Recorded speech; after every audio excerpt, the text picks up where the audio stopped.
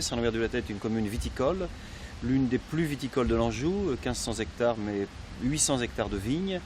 Et nous sommes sur un site où se trouvait un alambic qui est juste à côté de nous.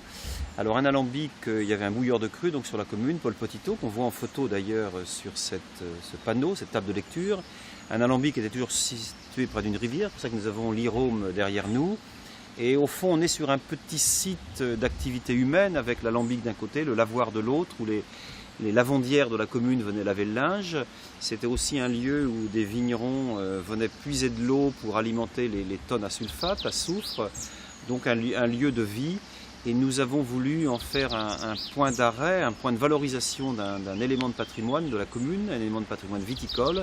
Nous sommes sur un des points d'arrêt du sentier viticole que Saint-Lambert-du-Lattay a créé et mis en place pour permettre aux visiteurs du musée de la vigne et du vin, mais également à toute personne qui traverse la commune, de découvrir un peu les activités liées à la vigne, mais en extérieur.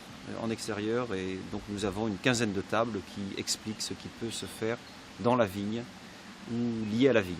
La première table de lecture est près du musée et on suit le balisage. Il y a un petit balisage qu'on pourra facilement repérer et ainsi suivre ce parcours qui fait 7 km 100. Donc on peut le faire en 2 petites heures si on prend le temps de lire ou un peu plus si on est plus intéressé. Et si surtout on s'arrête et qu'on regarde, parce que l'objectif c'est d'inciter aussi à regarder. Je crois que le consommateur de vin aujourd'hui, lorsqu'il achète une bouteille, souvent il ignore les conditions de production du vin, comme si le vin venait ex nihilo. Or le vin, il vient de la vigne, il ne faut pas l'oublier, et il y a une activité très importante dans la vigne, autour de la vigne, et on a voulu un peu mettre l'accent sur ce travail du vigneron, de la taille au vendange. Donc on suit en quelque sorte les différentes étapes de l'année et le cycle de la vigne.